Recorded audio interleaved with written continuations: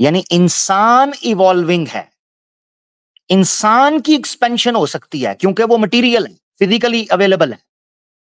तो जो चीज फिजिकल मटेरियल होती है उसकी एक्सपेंशन होती है। वेयर एज जो भगवत गीता के अंदर मिसाल दी गई उसमें जड़ ऊपर की तरफ से निकलकर नीचे शाखे दे रही हैं। क्या मतलब है कि इनके यहां ईश्वर की एक्सपेंशन हो रही है, इंसान की नहीं। तो गीता कैसे इवॉल्विंग होगी ह्यूमन के लिए? वो तो ईश्वर के लिए इवॉल्विंग है। गीता का ईश्वर जड़ से निकलकर बढ़ता है, गीता का परमात्मा बढ़ता है, वो कम और ज्यादा होता है। वेयर एज कुरान की मिसाल के मुताबिक दरख्त ऊपर की ओर जाता है, लिहाजा इंसान इवॉल्व होता है, नीचे से ऊपर जाता है, ऊपर से नीचे नहीं। ये फर्क है। ये एक दलील काफी है इस टॉपिक को और इस एतराज को जड़ से उखाड़ने के लिए कि भगवत गीता जो है वो जनाब इवॉल्विंग की बात करती है और कुरान श्रिंक की बात करता है। कुरान इवॉल्विंग और एक्सपेंडिंग की बात करता है, ह्यूमन नेचर और ह्यूमन जो है ना वो फिलोसफी के अंदर, रादर देन जो गीता है। ये एक पॉइंट काफी है। अभी मैं प्रेजेंटेशन अपनी खत्म कर दूं, मेरा पॉइंट खत्म हो चुका हुआ है, मगर नहीं, हमने मंजी चौक के अंदर बिछा के ऐसी ठोकनी है कि इसके बाद किसी माई के लाल के अंदर दम ना रहे कि वो पोस्ट शेयर करके कहे जनाब मुस्लिम please answer Bhagavad Gita versus Quran. नहीं कहेगा, और डिलीट करने पे आ जाएगा, मगर आज के बाद शेयर नहीं करेगा। ये मुझसे लिखवा लो, इनकी मैं ऐसी मंजी ठोकूंगा एक्स मुस्लिम्स की कि उसके बाद कभी ये शेयर कर नहीं कहेंगे बाद में कहते हम हिंदू नहीं है, तुम्हारी ऐसी की तैसी तुम्हारी जान नहीं छोड़ूंगा। तुम आज के बाद 50 बार सोचो, खास तौर पे ऐसी पोस्ट में जिसमें मुझे टैग करने लगो 50 बार, तुम्हारे नाक में दम करके रख दूंगा, याद करोगे। आगे बढ़ते हैं। तो यहां तक काफी था। तो मैं ये आपको समझा दूं कि सिर्फ एक मिसाल, दोनों तरफ दरख्तों की है मगर फर्क चेक करें। एक तरफ श्रिंक करके कट करके आपने रूट्स की तरफ आना है, और एक तरफ ये है कि एक्सपेंशन है, फरऊहा फिस समा, कि आसमान तेरी परवाज है, जा उड़ जा, जी ले जिंदगी। मगर हम डिटेल से समझते हैं। यहां आपने याद रखना है, भगवत गीता के मैं कोई दर्जनों हवाले दे सकता था जो अपने पढ़ने वाले को कृष्णा की ओर श्रिंक करें, श्रिंक टू कृष्णा, सिर्फ कृष्णा के इर्द गिर्द। चंद हवाले दे रहा हूं। भगवत गीता 6 की 14, 6 की 47, 7 की 18, 8 की 7, 8 की 15, 9 की 32, 12 की 8 से 9 और 18 की 56 से 58। ये सारी भगवत गीता के श्लोक उठाकर आप देखें, कृष्णा कृष्णा कृष्णा, सिर्फ कृष्णा, ओनली कृष्णा, मात्र कृष्णा, फलाना कृष्णा, केवल कृष्णा, ये सारी चीजें आपको दिखाई देंगी। बल्कि एक जगह पर तो भक्ति योग जो 12 का 8 से 9 है ना, वो पढ़कर देख लेना। 12 वाला जो भक्ति योग है, भगवत गीता का 12 का अध्याय, 8 से 9 पढ़कर देखें। श्री कृष्ण कहता है जो मेरे, सिर्फ मेरे अंदर लीन हो जाता है, सबसे बेहतर है, योगी है ही वो है, उसके अलावा कोई योगी नहीं है, सबसे बेहतर। अर्जुन पूछता है ना बेहतर क्या है, वो कहता है बेहतर ये है कि मेरे पीछे चल पड़ो बस। ये श्रिंक करना नहीं है तो और क्या है, कि बस मेरे पीछे आ जाओ, बाकी सबको छोड़ दो। और 18 का 66 याद रखें, 18वां अध्याय क्लाइमैक्स है भगवत गीता का, लिहाजा बहुत इंपॉर्टेंट है। तो 18 का 66 आपके सामने है। सर्वधर्मन सर्वधर्मान परित्यज्य मामेकम शरणं व्रज, सर्वधर्मान परित्यज्य मामेकम शरणं व्रज।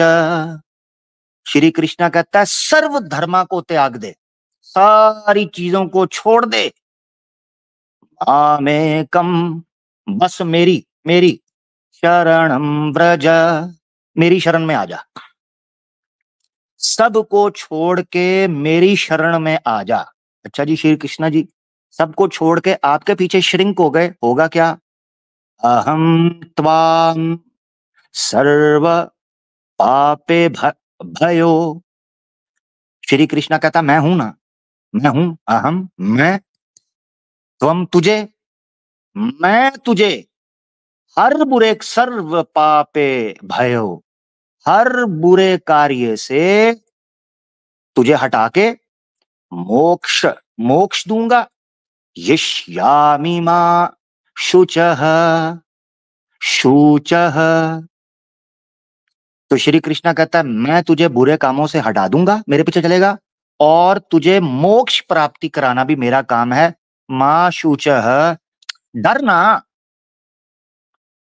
डरना, तू परेशान ना हो, मैं मेरे पीछे आ जा, सब कुछ छोड़ दे। बाकी रेफरेंसेस आपके पास है। तो ये इवॉल्विंग है या श्रिंकिंग है कि श्री कृष्णा कह रहा है सारों को छोड़ के मेरे साथ आ जा? ये भगवत गीता बता रही है सर, मैं नहीं कह रहा, आपकी स्क्रीन पर है। आगे चले। श्रिंक टू वर्ण, आपने जात पात सुनी होगी। हाँ, ये बड़ा इंटरेस्टिंग टॉपिक है भगवत गीता चैंपियंस के लिए, क्योंकि उनको बड़ा मान है कि भगवत गीता वर्ण के उत्पत्ति का वर्णन तो देती है, परंतु जन्म से वर्णन नहीं मानती, ये उनका कहना है। मगर आज हम और तरीके से पढ़ेंगे। सोसाइटी में इवॉल्विंग या एक्सपेंडिंग तब होती है जब आप हर बंदे के लिए हर मैदान को खुला रख दें। तुम डॉक्टर बनना चाहते हो, डॉक्टर बन जाओ। तुम इंजीनियर बनना चाहते हो, इंजीनियर बन जाओ। तुम पायलट बनना चाहते हो, पायलट बन जाओ, जो तुम्हारा दिल करता करो। श्री कृष्णा अध्याय 4 के 13 के अंदर पहले ही अपनी तरफ सारी सारी चीजें लिंक करके कहते हैं मैंने ये सिस्टम खड़ा कर दिया, अब इससे बाहर नहीं निकल सकते। वो क्या सिस्टम है? चातुर्वर्ण्यम माया सृष्टम। वो कहते हैं चातुर्वर्ण्यम, चार वर्ण, ब्रह्म, क्षत्रिय, वैश्य, शूद्र, ये चार वर्ण माया सृष्टम, मैंने बनाए हैं, मैंने। और आगे लिख दिया गुण कर्म विभागशः। वो कहते हैं ये गुण और कर्म के आधार पर बनाए, जन्म के आधार पर नहीं। ठीक है, we totally agree sir, we totally agree, we totally agree. तो चातुर्वर्ण्यम माया सृष्टम गुण कर्म विभागशः। हमने कर्म और गुण के आधार पर ये डिवीजन की है चार वर्ण की। इसके अनुसार आपने सिस्टम लेकर चलना है अपना, ये उन्होंने बताया। वो अलग बात है, श्री कृष्ण बाद में मुकर भी गए। उन्होंने कहा कि हाँ ठीक है, किया तो मैंने, मगर मैंने नहीं किया, किया तो मैंने है मगर मैंने नहीं किया, ये अलग बात। यहां से एक चीज आपको पता चली कि श्री कृष्ण ने by default, by nature society को चार वर्णों में श्रिंक कर दिया। So this is not evolving, this is shrinking in Bhagavad Gita. अब कोई कह सकता है नहीं, श्री कृष्णा कह रहे हैं सोसाइटी को रन करने के लिए चार वर्ण में रखा है, ऐसा नहीं है कि ये जन्म से होंगे, गुण से, कर्म से होंगे। कोई कह सकता है, ठीक है, आपकी बात सही है। आगे पढ़ते हैं, क्या कहते हैं श्री कृष्ण। हाँ, ओ तो श्री कृष्ण 18 की 41 में एक और बात बयान करते हैं। वो कहते हैं ब्राह्मण ब्राह्मण क्षत्रिय विषाम शूद्राणाम च परंतप कर्माणि प्रविभक्त, ठीक है, प्रविभक्तानि स्वभाव प्रभाव भवैर्गुणः। हो सकता है मैं इसमें थोड़ी सी गलती कर जाऊं, क्योंकि मैंने नोट किया तो मैं आपके सामने ही पढ़ रहा हूं, तो हो सकता है गलती भी हो जाए, कोई बात नहीं, ऐसे ही सीखते हैं ना जी। अच्छा, इस 18 के 41 के अंदर भी श्री कृष्णा इस सारे के सारे कार्य को गुण, प्रभाव, स्वभाव, इस चीजों के ऊपर डाल रहे हैं। श्री कृष्णा ये कहते हैं कि ये जो ब्राह्मण है, क्षत्रिय है, वैश्यास हैं, शूद्र हैं, इनकी जो डिवीजन हुई है ना, विभक्तानि प्रविभक्तानि, इनकी जो डिवीजन मैंने की है, वो डिवीजन गुण के आधार पर, स्वभाव के आधार पर मैंने की है, ये श्री कृष्णा कहते हैं। यहां तक तो बात आपको समझ आती है कि सोसाइटी में श्रिंक नहीं, बल्कि आप यानी कहने वाला कह सकता है कि श्रिंकिंग नहीं है, बल्कि श्री कृष्णा ये कह रहे हैं मैंने इस एतबार से डिवाइड किया है, सोसाइटी जिस तरह चलना चाहे वो चल सकता है। ठीक है, मगर अब ट्विस्ट आने लगा है कि श्री कृष्णा ने इवॉल्विंग वाली बात की थी या श्रिंकिंग वाली। ओहो, ट्विस्ट तो भगवत गीता का अब आए, अल्लाह फॉर स्क्रीन 18 का 47 और 18 फिर मैं आपको बता रहा हूं ये क्लाइमैक्स है। श्रीयान श्रीयान स्वधर्मो विगुणः प्रधर्मत् धर्मात् स्वनुष्ठितात् हितात्। श्री कृष्ण कहते हैं कि किसी और का धर्म करने से बेहतर ये है कि तू अपना धर्म, अपनी धर्म से मुराद यहां पता है क्या है? धर्म से मुराद है जो ड्यूटी श्री कृष्णा 18:41 के अंदर बता रहे हैं। इससे ये मिथ बस्ट हो गया और मिसअंडरस्टैंडिंग बस्ट हो गई, जो आमतौर पर सनातनी कहते हैं कि भगवत गीता के अंदर ये तो वर्णन मिलता है कि सोसाइटी को 4 हिस्सों में डिवाइड किया गया है, मगर वो जन्म से नहीं, कर्म और गुण और स्वभाव से किया गया है। तो श्री कृष्णा अर्जुन को क्यों कह रहे हैं कि तू अपनी ड्यूटी छोड़ेगा नहीं, चाहे गलती क्यों ना कर, और दूसरे की ड्यूटी नहीं करनी, चाहे कितनी ही परफेक्ट क्यों ना हो। श्रियान स्वधर्मो विगुणः विगुणः। श्री कृष्ण कह रहे हैं अपना धर्म नहीं, चाहे बुरा ही क्यों ना आता हो, तुझे गलतियों से भरा हुआ तेरी ड्यूटी हो, तूने छोड़नी नहीं है। गलतियों से भरी हुई क्या मतलब? श्रिंक टू वर्ण। अर्जुन क्षत्रिय था, चाहे तू हारे चाहे कुछ भी हो, तू इस ड्यूटी को छोड़ नहीं सकता, इसे कहते हैं श्रिंक। अब जिस कैटेगरी के अंदर जिस बंदे को डाल दिया वो उसे चेंज नहीं कर सकता। जिस बंदे ने जिस फील्ड को अडॉप्ट कर उसे चेंज नहीं कर सकता। मगर अब ये आगे ड्रामेबाजी करेंगे, फिर कहते हैं परधर्म, किसी और का धर्म, तस्वानुत नुष नुष थीतात, चाहे तू कितना ही परफेक्टली उसको क्यों ना कर। तो परधर्म जो है यानी किसी दूसरे का धर्म है, उसको तूने फॉलो नहीं करना। और अगर तू अपनी ड्यूटी करता रहेगा तो आखिर में आप एक वर्ड देख रहे हैं, उसको हाईलाइट मैं नहीं कर सका, जिसे लिखा हुआ है किल्बिषम। किल्बिषम का मतलब होता है पाप लगना। तो श्री कृष्णा कहता है अगर तू अपना स्वधर्मा का पालन करता रहेगा, चाहे कितना ही गलत क्यों ना हो, तुझे पाप नहीं लगेगा। समझ आ रही है?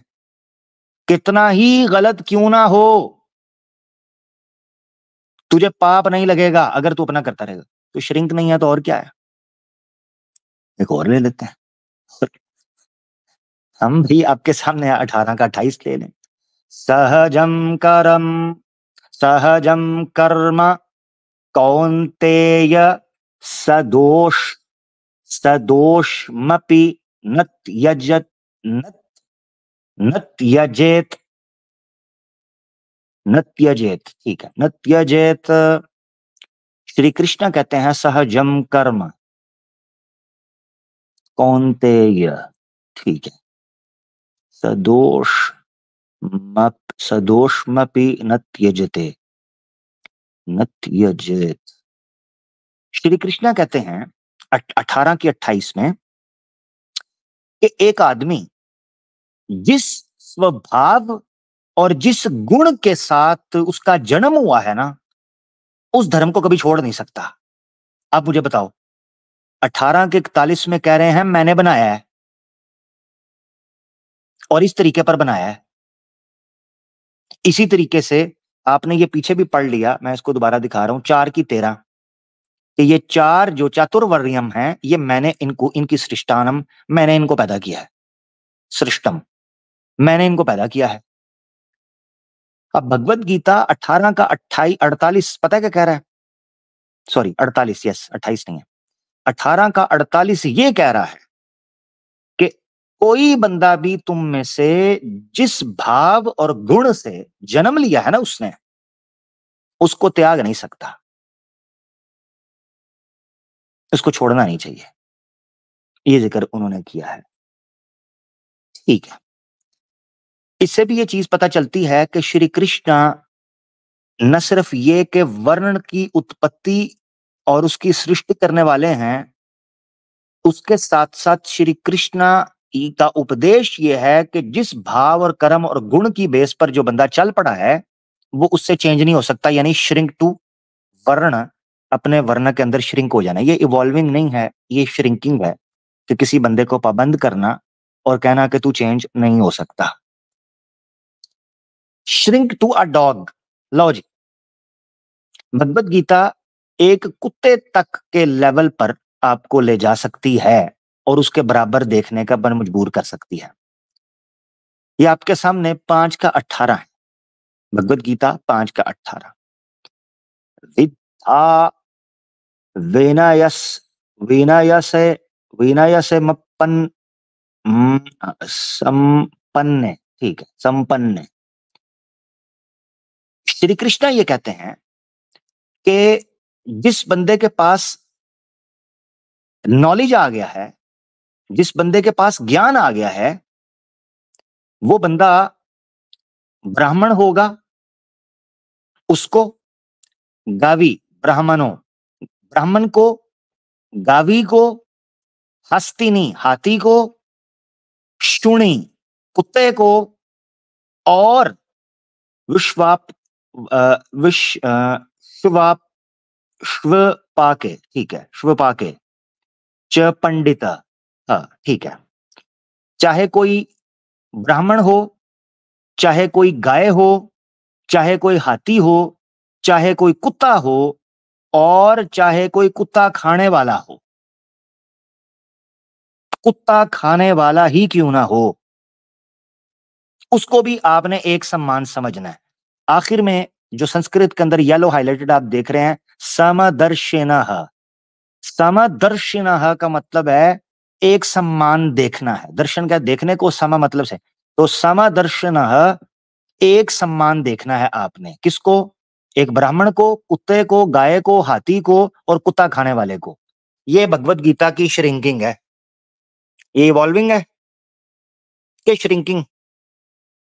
ब्राह्मण को श्रिंक करके कुत्ते के लेवल पर ले आए, ब्राह्मण को श्रिंक करके कुत्ता खाने वाले के लेवल पर ले आए।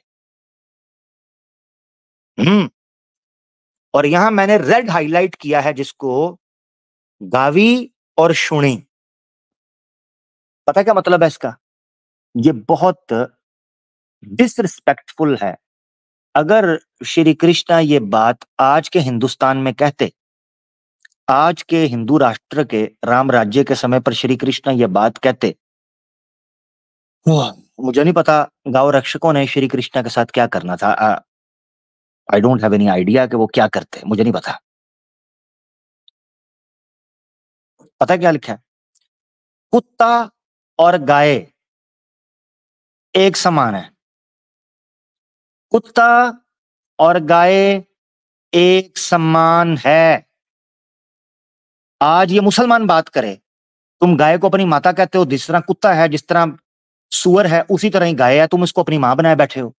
तो ये हमारा गिरबान पकड़ते हैं, हमें मारने को आते हैं, हमें पकड़ने को आते हैं। श्री कृष्ण ने कहा गाय और कुत्ता एक समान देखता है जो पढ़ा लिखा बंदा है। पंडित, जो पढ़े लिखे लोग हैं, पंडित लोग हैं, वो गाय को और कुत्ते को एक समान देखते हैं। हम इनसे कहते हैं जिस तरह गाय जानवर है, कुत्ता जानवर है, बिल्ली जानवर है, खोता जानवर है, ऐसे ही गाय है। तुमने फ्री के अंदर इसको अपनी माता बनाया हुआ है, तो हमारे सर पर आकर चढ़ते हैं, हमें गालियां देते हैं, हमें मारने काटने की धमकियां देते हैं। और तुम्हारा श्री कृष्णा कह रहा है कि कुत्ता और गाय दोनों बराबर देखता है जो पढ़ा लिखा बंदा है। इसका मतलब है भगवत गीता के अनुसार मुसलमान पढ़े लिखे हैं, मुसलमान तो पढ़ा लिखा आदमी है। मजे की बात बताऊं, इस श्लोक के तबार से मुसलमान वाकई पढ़ा लिखा है। क्योंकि जो आजकल के ब्राह्मण है ना, हम उनको गाय, कुत्ते और कुत्ता खाने वाले के सम्मान ही मानते हैं। सॉरी, और सिर्फ हम नहीं मानते, ये ओबीसी, एससी, एसटी ये सारे भी इन ब्राह्मणों को कुत्ते के समान ही मान, क्योंकि ये कुत्ते की तरह पढ़ते हैं आज हमें। आज का ब्राह्मण कुत्ते की तरह हमें पढ़ रहा है, इल्ला माशाल्लाह, बहुत कम, एक्सेप्शनल। तो भगवत गीता के अनुसार तो भाई हम पढ़े लिखे हैं, क्योंकि हम तो इनको एक समान मानते हैं। आपको सनातनी अगर पंडित बनना चाहता है तो उसको इस सब चीजों को एक समान मानना पड़ेगा। हाँ, गीता हमारा डिफेंस कर रही है यार, कमाल हो गया। आपको कोई अगर बोले कि तुम गाय को माँ क्यों नहीं या गाय की सम्मान क्यों नहीं करते, वो को भगवत गीता ने कहा है गाय और कुत्ते में फर्क ही कोई नहीं है। ये 5 की 18 ले जाओ, स्क्रीनशॉट ले लो इसका, संस्कृत भी है, नीचे ट्रांसलेशन भी है, खुद जाके चेक कर लो। मैं गलत बात कर रहा हूं तो पकड़ लो। 5 की 18, 5 की 18, आज के बाद 5 की 18 चेपो। इनको कहो भाई हम गाय को कुत्ते से ज्यादा नहीं समझते, हमें भगवत गीता ने कहा है। अब भगवत गीता के ऊपर बैन लगाओ, हमारा क्या लेना देना। श्री कृष्ण ने कहा था, सिंपल। यार आप टेंशन ना लो। हमारे मुसलमान ना, हमारी नौजवान परेशान हो जाते हैं कि इनको टैकल कैसे। मैं आपको सही बताऊं, आपने थोड़ी सी मेहनत करनी है, थोड़ी स्टडी करनी है, आपको इन चीजों के जवाब आएंगे, ऐसे आएंगे कि आप इनके दांत कटे कर दो इन उल्लू के। क्योंकि मैं आपको एक चीज़ जाहिल आदमी के पास कोई बुनियाद नहीं होती सिवाय इमोशनल और तमाशा और लड़ाई झगड़ा करने के। इनकी भगवत गीता बताती है, हमारे पे कसूर लगाते हैं यार ये ड्रामेबाज। इसलिए मैंने इसको रेड हाईलाइट किया है, ताकि मैं इस पॉइंट को बहुत स्ट्रेस देना चाहता था आज के नौजवानों के सामने कि 5 की 18 भगवत गीता की कुत्ते और गाय को एक सम्मान कह रही है, कि एक सम्मान देखता है जो पढ़ा लिखा बंदा है, कुत्ते और गाय को। है कमाल है यार, ये हमारा दिमाग खा छोड़ते हैं, अपने शास्त्र पढ़ते कोई नहीं है। शर्म आनी चाहिए तुम लोगों को जो श्री कृष्णा के भक्त हैं। शर्म आनी चाहिए जो भगवत गीता को अपनी किताब कहते हो। तुम लोग हमारे सरों पर आकर चढ़ते हो। आगे बढ़ते हैं। अब यहाँ भगवत गीता की श्रिंकिंग की चंद मिसालें मैंने दी, और जो इवॉल्विंग होने का दावा था उसको हमने रिफ्यूट किया। अब हम चलने लगे हैं कुरान के एंगल पर। ठीक है, कुरान के एंगल पर हम चलने लगे हैं। कुरान क्या इवॉल्विंग की बात करता है या श्रिंकिंग की? पहले तो मैंने शजर तैयबा की मिसाल से बुनियादी तौर पर इस सारे के सारे एलिगेशन को उड़ा दिया था। ये एक ऐसा कोलेक्टिव रेफ्यूटेशन थी जो एक मिसाल से क्लियर हो जाती है। मगर एक और ऐसा फंडामेंटल और बहुत ही बेसिक कॉन्सेप्ट मैं आपके सामने रखने लगा हूं, जो कुरान पर उठने वाले इस एतराज को कि कुरान श्रिंकिंग की बात करता है, इवॉल्विंग की नहीं, ये उड़ाकर साइड पे कर देगा। चलें जी, कुरान की तरफ चलते हैं। Let's read Al Furqan. Heading है प्रॉफिट्स एंड मैसेंजर्स। समझे, Quranic concept of prophethood alone is enough to refute this allegation. कैसे? We believe in every age and area there was a prophet sent by Almighty. It's enough to prove that Quran acknowledges the phenomenon of human social evolution. Point समझे? आसान कर देते हैं।